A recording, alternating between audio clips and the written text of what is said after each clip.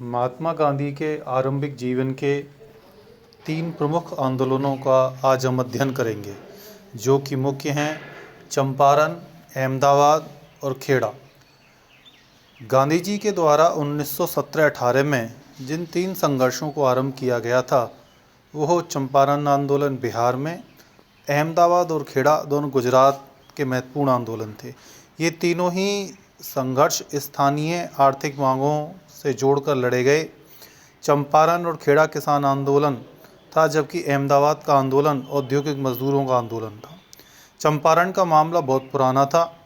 19वीं सदी के आरंभ में गोरे बागान मालिकों ने किसानों के साथ एक अनुबंध किया, जिसके तहत किसानों को उनकी ज़मीन के 3/20वें हिस्से में नील की खेती करना अनिवार्य था, जिसे तिनकटिया पद्धति कहा जाता था।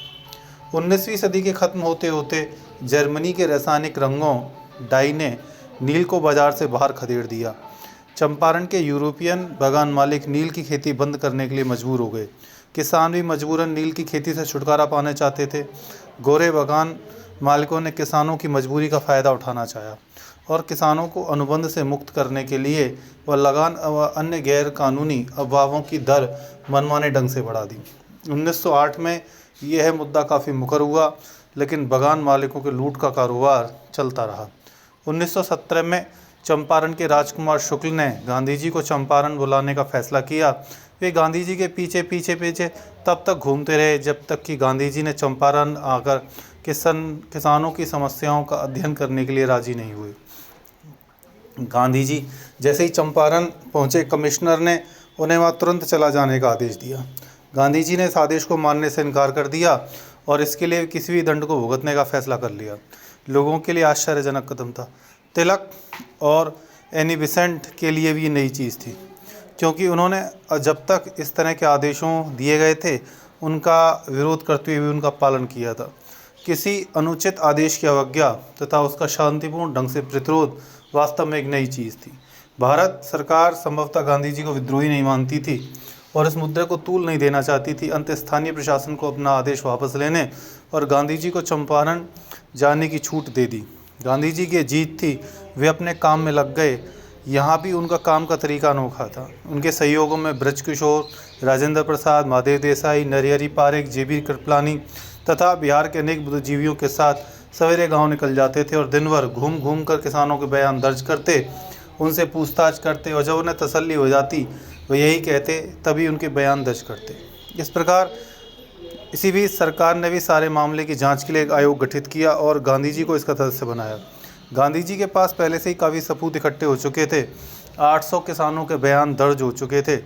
आयोग को समझाने में कि तिनकटिया पद्धति ख़त्म होनी चाहिए कोई मुश्किल नहीं थी। उन्होंने आयोग को यह भी समझाया कि किसानों से जो पैसा बुधरूल से वसूल किया गया है, उन्हें हर्जाना दिया जाए। बागान मालिक किसी तरह अवैध वसूली का 25% भाग वापस करने को राजी हो गए। गांधी जी मान गए। कुछ लोगों ने आलोचना की थी, गांधी जी ने 100% वापसी की मांग क्यों नहीं गई। गांधी जी का कहना था 25% रकम वापसी बागान मालिकों के लिए बहुत बड़ी बेइज्जती थी, इससे वे बहुत ही शर्मिंदा होंगे। 1 दशक के भीतर ही बागान मालिकों ने चंपारण को छोड़ दिया।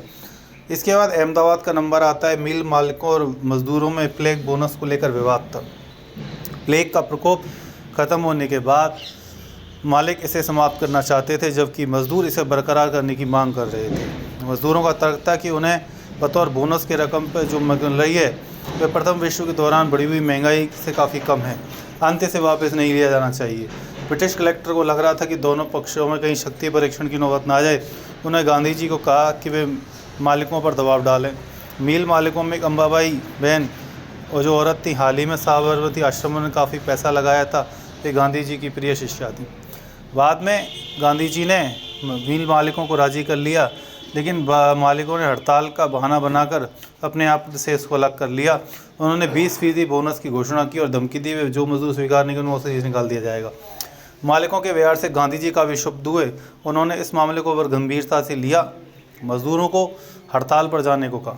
उत्पादन लागत, मुनाफा और मजदूरों के जीवन निर्वाह खर्च का गहराई से अध्ययन करने के बाद गांधी जी ने घोषणा करी कि मजदूरों को 35% बोनस मिलना चाहिए। हड़ताल शुरू हो गई। साबरमती के तट पर मजदूरों की सभा को गांधी जी संबोधित करते थे। उन्होंने एक दैनिक समाचार बुलेटिन भी निकाला। मजदूरों, को हिंसा का रास्ता अख्तियार न करने की सलाह दी। अम्बालाल साराभाई की बहन अनसुईया बेन भी संघर्ष में गांधी जी के साथ थी, लेकिन कुछ दिनों बाद ही मजदूरों में निराशा घर करने लगी। दैनिक सभाओं में उनकी हाजिरी कम होने लगी। मजदूरों का उत्साह बढ़ाने और संघर्ष तेज करने के लिए गांधी जी ने खुद अनशन पर बैठना फैसला किया। गांधी ने वचन दिया था, यदि हड़ताल के कारण मजदूर भुखमरी के कगार पहुंच जाएंगे तो वे खुद भी भूखे रहेंगे। गांधी जी के अनशन का मालिकों पर असर पड़ा और वे सारे मामले को ट्रिब्यूनल को सौंपने को राजी हो गए। जिस मुद्दे को लेकर हड़ताल हुई वह खत्म हो चुका था, इसलिए हड़ताल खत्म हो गई। बाद में ट्रिब्यूनल ने 35% बोनस देने का फैसला सुनाया। इसी बीच गांधी जी को पता चला कि खेड़ा जिले के किसान बहुत मुसीबत में हैं, फसल बर्बाद हो गई है, फिर भी सरकार उनसे जो मालगुजारी वसूल रही है, किसान मांग रहे हैं माफ़ की जाए, पर सरकार मान नहीं रही है। सर्वेंट्स ऑफ इंडिया सोसाइटी के सदस्यों विट्ठल भाई पटेल और गांधी जी ने जांच पड़ताल के बाद ये निष्कर्ष निकाला, किसानों की मांग जायज़ है और राजस्व संहिता के तहत पूरा लगान माफ़ किया जाना चाहिए। इस आंदोलन में महत्वपूर्ण भूमिका गुजरात सभा ने निभाई। उस वर्ष गांधी जी इसके अध्यक्ष थे। अपील और याचिकाओं का जब कोई असर नहीं पड़ा तो गांधी जी ने किसानों से कहा कि लगान मत दो, सरकार के दमनकारी आदेशों के खिलाफ जुझारू संघर्ष करो, सरकार को बता दो कि नागरिकों की राय के बिना हुकूमत नहीं चल सकती है। खेड़ा जिले के युवा वकील वल्लभ भाई पटेल, इंदुलाल याग्निक व अनेक युवाओं ने गांधी जी के साथ गांवों का दौरा किया, किसानों के साथ संघर्ष की अपील की। सरकार को ना लगान ना देने, किसानों की संपत्ति कुर्क कर रही थी, उनके मवेशियों को हाँक के ले जा रही थी। गांधी जी ने किसानों को लगान ना देने की शपथ दिलवाई। जो किसान लगान देने की स्थिति में थे उनको भी मना किया गया। तर्क दिया गया कि अमीर किसान लगान दें तो गरीब किसानों पर भी लगान देने का दबाव पड़ेगा और यह कई तो कर्ज लेंगे या अपनी संपत्ति को मजबूर हो जाएंगे। इस बढ़ते हुए दबाव का परिणाम ये हुआ कि सरकार गरीब किसानों का लगान माफ़ कर देगी, लेकिन पहले ही प्लेग, महंगाई और भूख की मार झेल रहे खेड़ा किसान और संघर्ष करने की स्थिति में नहीं थे। इसी बीच गांधी को पता चला कि सरकार ने अधिकारियों को गुप्त निर्देश दिया है कि लगान उन्हीं से वसूल किया जाए जो देने की स्थिति में। इस तरह गांधी जी का मकसद पूरा हो गया और आंदोलन समाप्त कर दिया गया।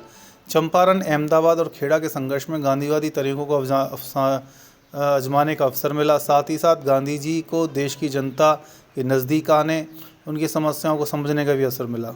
गांधी जी जनता की ताकत और उसकी कमजोरियों का पता भी चला। उनकी रणनीति कारगर साबित हो सकती थी, इसका अनुमान लगाने का मौका मिला। बहुत सारे राजनीतिक संघर्ष कार्यकर्ता युवा पीढ़ी के उनकी श्रद्धा की नज़र से देखने लगे। इसी दौरान गांधी जी भारतीय जनता के बीच में अपनी पहचान बनाने लगे।